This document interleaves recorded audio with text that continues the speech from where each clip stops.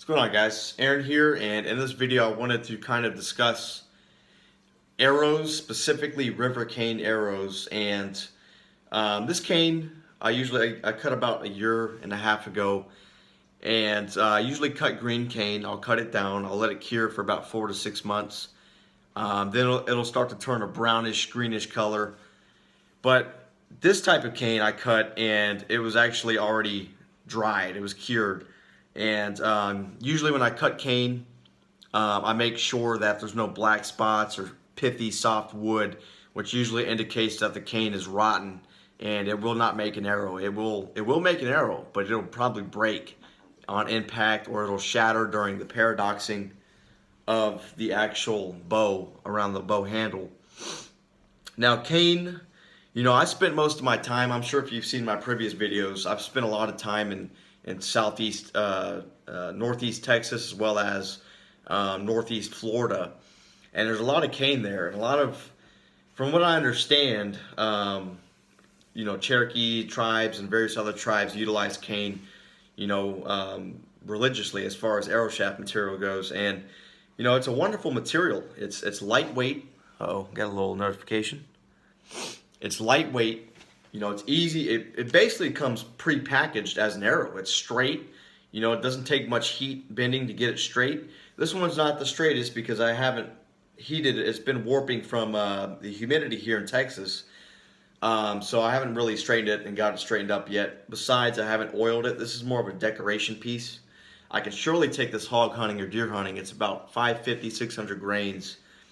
It's got turkey tail feathers, which unfortunately right here, some of the feathering ripped off due to a mechanical broadhead from a modern arrow cutting the actual feather. And we have deer leg sinew soaked in hide glue wrapped around. Now, as far as fletching, from what I've learned from a book by Jim Ham, he's a bowyer, the best time to lay down feathers if you're not using glue is going to be on a humid day, because a lot of the times when you lay down feathers without glue, the humidity will cause the feather to arc.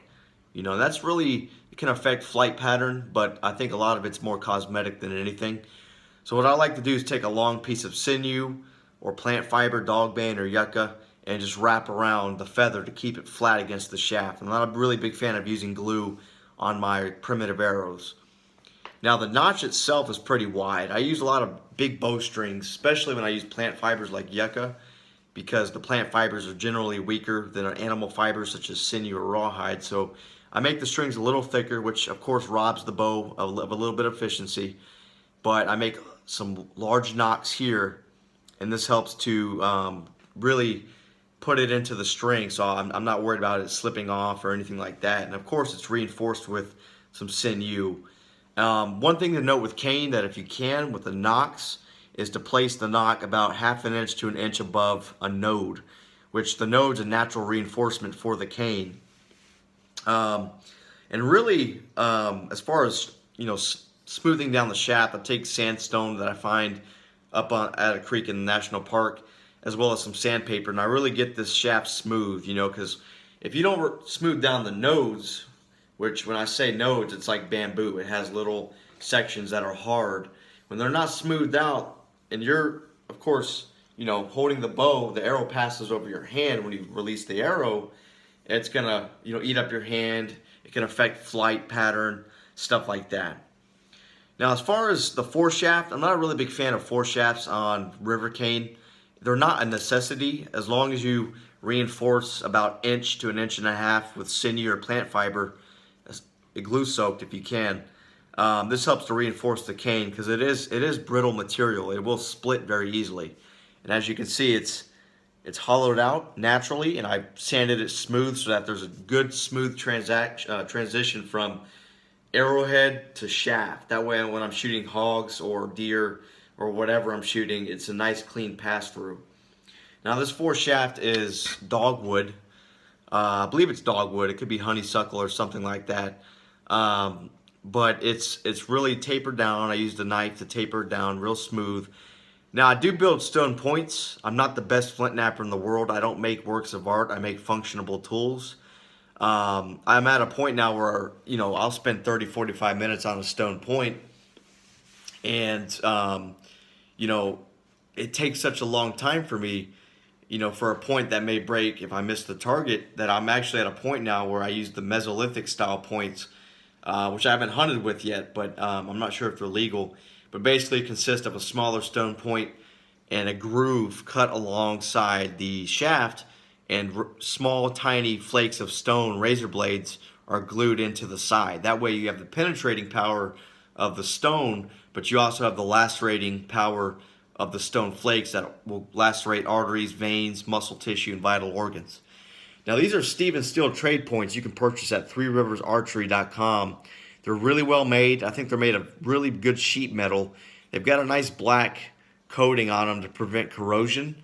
Now they come blunt, so once they come in the package, you can't cut with these. You can still small game hunt with them. What I like to do is take a whetstone or a file and get them to a razor sharp point and edge. You know, this will shave hair off my arm. And these are perfect. These are actually legal here in Texas for deer hunting or hog hunting, and I plan to take these doing that sometime next year when I'm not so busy. But as far as these points, I have about 6 of these in my pack. You know, if I'm out in the bush and I need to, you know, make some broadheads or arrowheads, you know, I've got the file to do it, or I can use sandstone, and these points are real nice. Now, the only issue with this is when I put the arrow foreshaft back into the shaft, it doesn't line up very well. You can see it, it's all higgly-piggly, so I'll have to straighten it from there.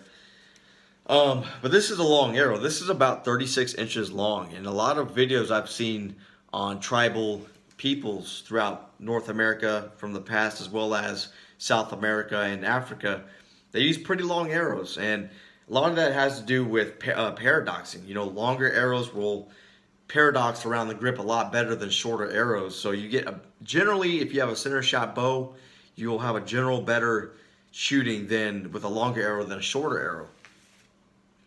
But as far as pricing goes, you know, I'll step back too once I line this up. You know, my River Cane arrows will run about $25 a piece. Now, stone points I do sell. Like I said, I'm not the best flint knapper. You know, you will see a picture if you go on my primitive archery video. You will see a picture of one of my Texas chert stone points. I do sell those. They're about 15, 20 a pop, depending on the size, depending on all that good stuff. So I do sell those. River Cane arrows will run about 15 to 20, and you know, depends on. I do build basic arrows. I mean, as far as they're functionable, you know, I've used them for almost 12 years now, and they work. They're lethal.